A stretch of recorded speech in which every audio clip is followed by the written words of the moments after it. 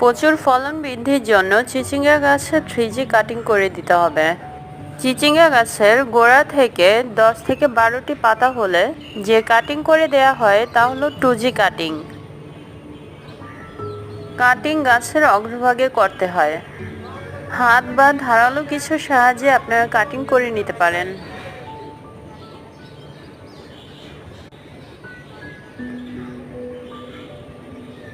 2G লতায় যে শাখা প্রশাখাগুলো বড় হবে তা কাটিং করে দিলে 3G কাটিং হবে।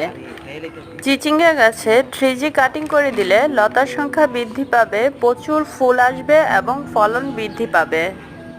3G কাটিং এর মাধ্যমে আপনারা আপনাদের কাঙ্ক্ষিত ফলন নিশ্চিত করতে পারেন।